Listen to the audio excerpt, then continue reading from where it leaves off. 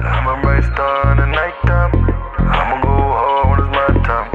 Yeah, I'm hard and I'm light. You know you can't pause when the time's right. Sitting in the stars and watching you.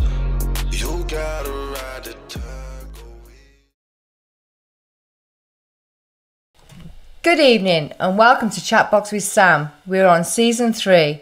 Our guest is Jessica Davenport and she's a singer and a musician and she has an amazing band called Strictly Elizabeth. Good evening, Jessica. How are you? Oh, hey, Sam. I'm doing great.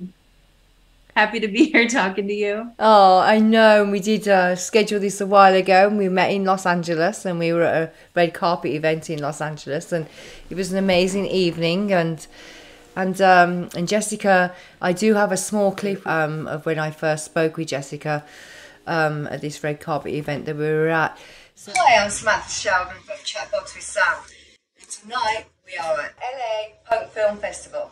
We are here with the one and only Jessica Davenport. Hello, Jessica. Hello. Hi. Jessica has 40,000 views on YouTube and has won 25 awards on YouTube. So you mentioned it was Stephanie in your song plays a younger self and an older self. Yeah.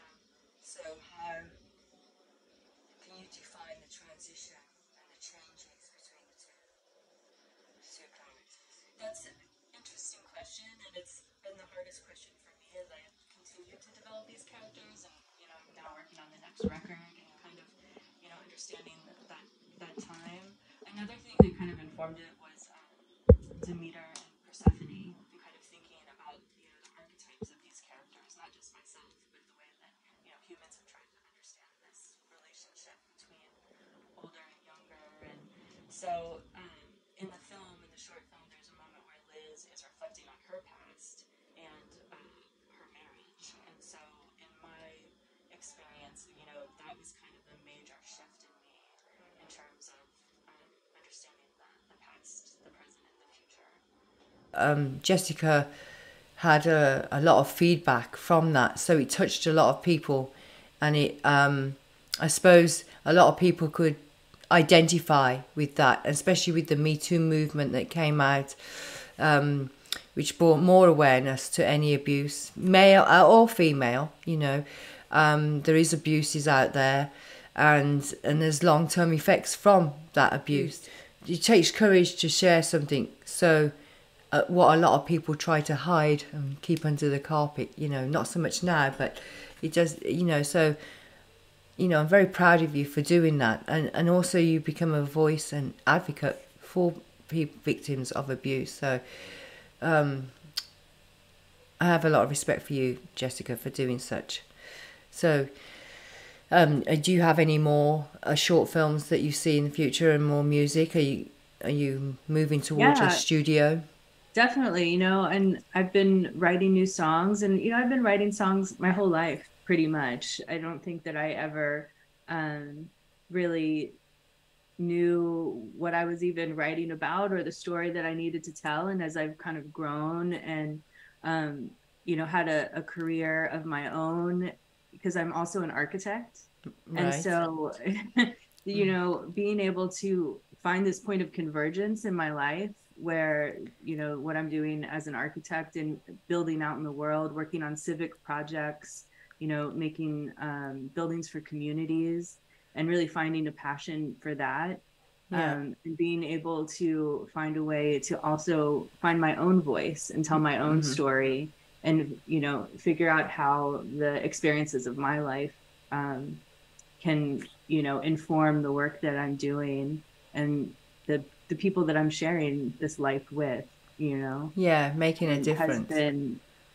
Has been a really exciting time in my life, and I owe a lot of that to this effort of what happened to Stephanie. I think it taught me a lot about myself and what I'm capable of, and has been just a conduit for personal growth and also kind of understanding how to move forward with things. I think that a lot of times, and it's a common trait with PTSD especially, and complex PTSD, which is what I have. Yeah. And what a lot of other people, I think, are suffering from, but don't really understand. I feel so much gratitude for just being able to understand what is happening with me and to know that there's a path forward. Right.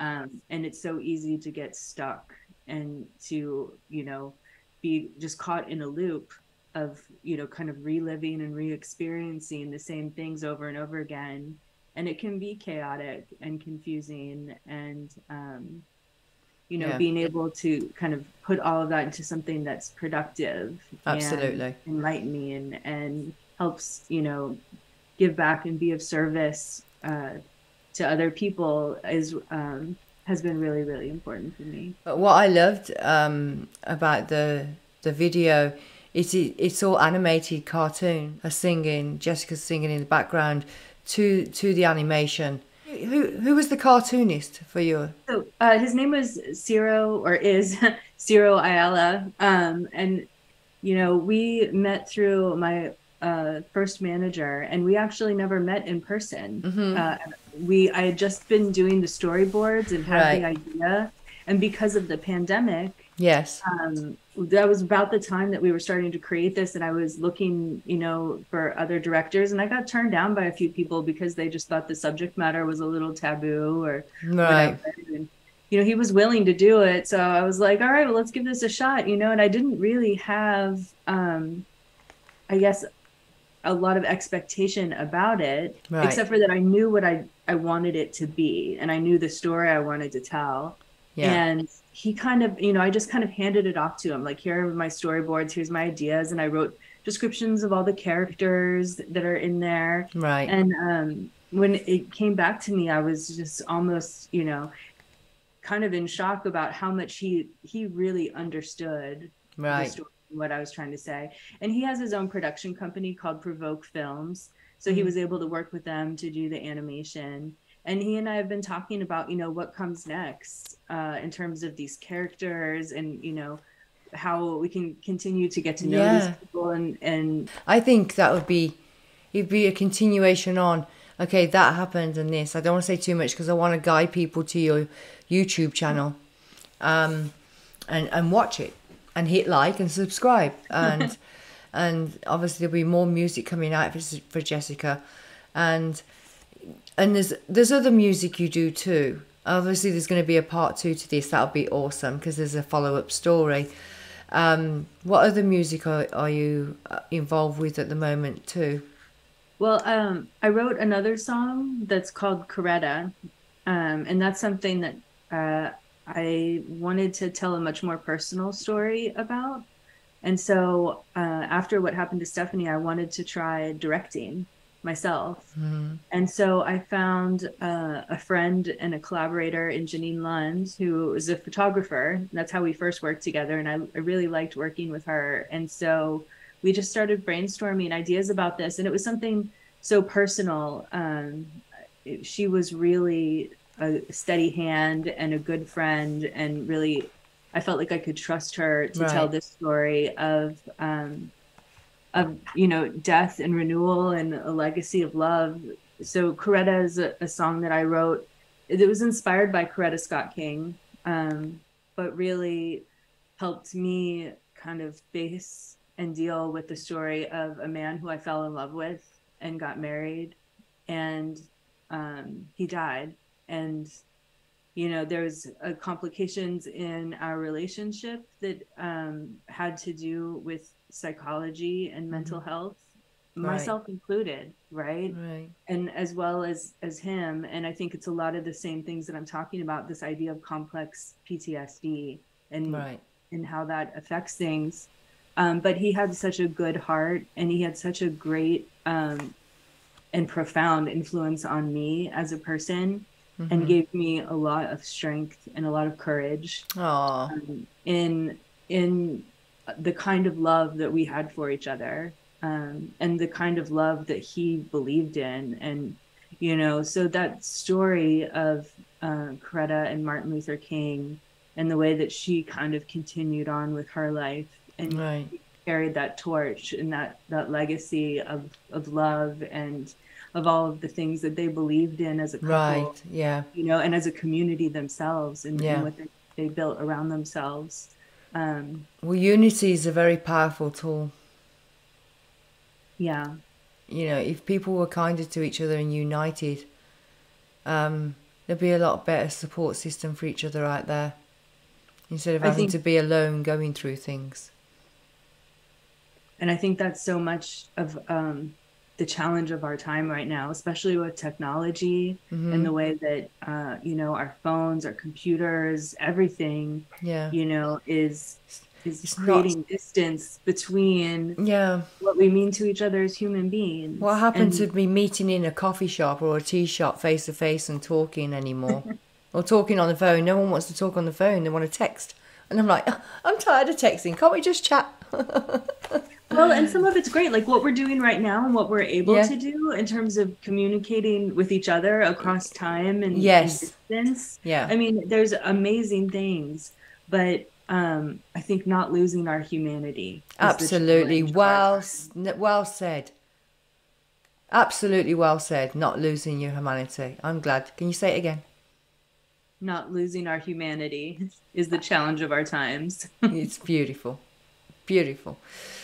So if there was any charities that you could advocate for, what would they be and why? Well, I did another music video. Actually, the first one that I did was with a surf therapy group. And I think it's so great. It's women who are all licensed therapists, but they're also surfers. And they understand the power that it you know, being out in nature, being out in the water, and actually even just the motion of surfing itself has similarities to EMDR, which is a treatment that a lot of people do with PTSD, and I've done it myself, and it's really for me been very powerful and very healing for me. We started an organization where they're advocating for being able to do their therapy sessions with their patients out in the water on the surfboards and have it be covered under medical insurance. That would be great. There's a lot of different examples about that, about ways to be innovative about therapy and about mental health in general. Right. And they don't cover EMDR either. No, well, they will if you're. It's part of a licensed therapy approach. They should cover it. Could you please explain to the people that don't know, because I do know about that myself. I haven't done that. I don't want to get too far with it because I'm not a licensed therapist and I don't always remember all of the facts, but I can tell you from my perspective as a patient, and it's basically that it's a way to retrain your brain. And I like the analogy that if you broke your leg, right, and nobody ever reset the bone right, like you just kind of let it heal and then started walking around on it again, and it's always kind of bothering you and hurting, and you just can't help but always kind of think about it, and it's always a problem. Well, what you have to do is go back in and revisit the initial break, and you have to go back and break it again, maybe even, and reset it properly, let it heal properly, take the time to do that, and then you can walk again and you don't think about it. It's not bothering you. You'll always know it's there. There'll always be a scar, but it doesn't adversely affect your everyday life. Right. And you can kind of move on beyond that. And that was my experience with it. It was incredibly painful. And still is, you know, one of the most painful things I think I've probably ever done in terms of, you know, medicine, so to speak. Right. But once you get through the pain, it's so much better. And the relief and the sense of healing and the ability to grow beyond that has been life-changing. And obviously music was a healing tool for you, because you could express yourself within that music, and still can, and still do. Absolutely. Yeah, exactly. And finding my way through all of that in a way that is positive and productive and not self-destructive. Right. has been its own journey, and is something that weaves itself into the storylines that I'm telling with all of these characters that I've created Right. in the world of Strictly Elizabeth. Yeah, you're a very good writer. I think it's very courageous of you. I think it's awesome. Don't forget, because there's a lot of people now. It encourages others. It's like a ripple effect. I think when someone, like you're on my show right now, someone will watch it, go to yours, watch your video, and then look you up, and they'll see that you've been out there and you've expressed so much of yourself, your soul, what happened to you, quite freely and openly. That hopefully will encourage others to do the same thing and help them heal within that process. I felt like, really shining a light on things, although it is painful, getting rid of the shame and all the other things that come with feeling like you have to hide yourself. Right. True self,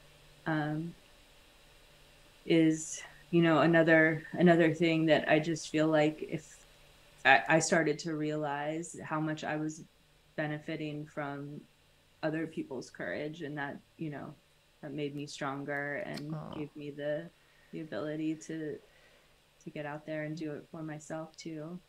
Oh, and I've met you in person. We've spoke on the phone. Jessica really is a lovely lady. We had a laugh, and we were both like, "Oh, we're going to interview." I wasn't expecting it. Jessica wasn't expecting it, but we had a good time. That was a fun night for sure. It was a fun night. There were some characters, and yes, it was great. It was a good time. Right by the ocean too, which is my favourite. Yeah. My favourite is it was so nice to meet you, and I'm really glad now that you're working in architecture. If you could give any encouraging words to your generation or younger, what would that be? I guess just be yourself. I'm thinking of what I might say to my niece or nephew, who are in their 20s now, but when they were young as well. And I think that was maybe always the message that I tried to tell them and tried to live. Sometimes maybe in ways I would love to hear their perspective on things sometimes. But yeah, being yourself and being true to yourself. We're going to be playing as part of Writer's Block at the Hotel Cafe. Well, you can always find my music on my website, which is strictlyelizabeth.com. And if you sign up for the newsletter, whatever, I'll try to keep that up to date. But I've got a show coming up at the Viper Room here in LA at the Acoustic Lounge.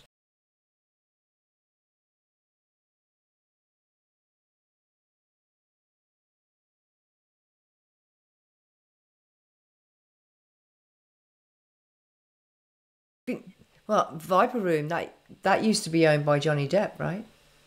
It's pretty legendary. Yes, it is pretty legendary. That kind of came out of the blue. That was just last week. Okay, so when people watch this, the viewers, Jessica would have already been there, so we'll have to find her on Facebook and on Instagram. I'm on Spotify, so you should be able to find Strictly Elizabeth out there in the world of the internet. Yes, and look and subscribe to her channel, because it does make a difference, and watch the channel all the way through. I hope to see you again soon in Los Angeles. Likewise. Yes. I do, and you can join us for part 2, where Jessica discusses her experience with the Viper Room and the current events that she's going to be in right now. Cool. So thank you very much, Jessica. Would you like to say any words to the audience? Thanks for listening. Thanks for having me. I hope you check out What Happened to Stephanie and let me know. Look forward to hearing from you, and, have a great night. Thank you. And we'll see you in part 2. Okay. Thank you for being on Chatbox with Sam. Good night. Okay.